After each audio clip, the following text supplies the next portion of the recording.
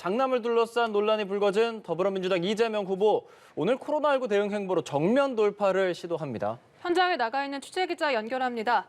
방현덕 기자, 이 후보 방금 전 소상공인에 대한 더 두터운 지원을 강조했죠. 네, 그렇습니다. 이재명 후보는 방금 전 코로나19 위기 대응 특위 첫 회의를 주재하고 정부 방역 조치 강화에 따른 후속 대책을 논의했습니다. 이 후보는 모두 발언을 통해 정부의 선제적인 선보상, 선지원 조치가 필요하다고 강조했습니다. 특히 자영업자, 소상공인을 위한 금융 지원에서 재정 지원으로 방향을 틀고 또 매출 지원도 필요하다며 소비 쿠폰 지원 같은 방식을 최대한 동원해야 한다고 밝혔습니다. 정부 방역에 협조하는 게 손실이 아니란 생각이 들도록 확고한 신뢰를 부여해야 한다고 강조했습니다.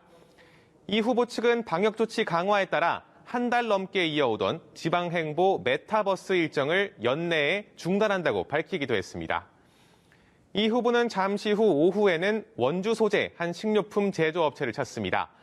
강원도 내에서 일하기 좋은 기업으로 손꼽히는 곳인데요. 올바른 근로문화 확산 방안과 강원도 발전 구상 등을 밝힐 예정입니다.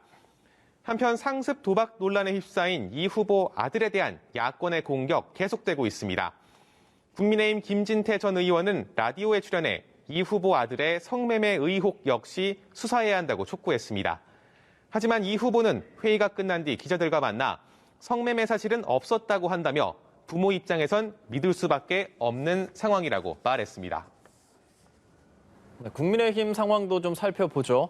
윤석열 후보 배우자 김건희 씨 논란 속에서 당내 쓴소리를 듣는다는데 어떤 일정인가요? 네, 윤석열 후보는 잠시 후 오늘 첫 공식 일정으로 후보 전략자문위원회와 오찬을 갖습니다. 이 전략자문위는 후보에게 쓴소리를 하는 자문기구 성격으로 알려져 있습니다. 이 자리에선 최근 부인 김건희 씨 관련 의혹에 대한 윤 후보의 대처 방향 등에 대한 논의가 오갈 전망입니다. 또 코로나19의 재확산을 고려한 새로운 선거운동 방식도 논의할 예정이라고 선대위 측은 밝혔습니다. 윤 후보는 오후 당사에서 후원금 모금 캠페인도 가질 예정입니다. 한편 김건희 씨를 둘러싼 논란 여진이 이어지고 있습니다. 앞서 김건희 씨와 윤 후보가 각자 사과 뜻을 밝혔지만 제대로 된 공식 사과나 입장 표명이 필요하다는 당내 여론이 적지 않은 상황입니다. 김종인 총괄선대위원장은 오늘 당사 출근길에 기자들과 만나 윤 후보의 사과가 빠르면 빠를수록 좋다고 밝혔습니다. 하지만 윤 후보는 이를 묻는 질문에 아무런 답변을 하지 않았습니다. 민주당 조응천 의원은 오늘 김건희 씨가 건강보험료를 꼼수로 적게 냈다는 추가 의혹을 제기하며 공세를 이어갔습니다.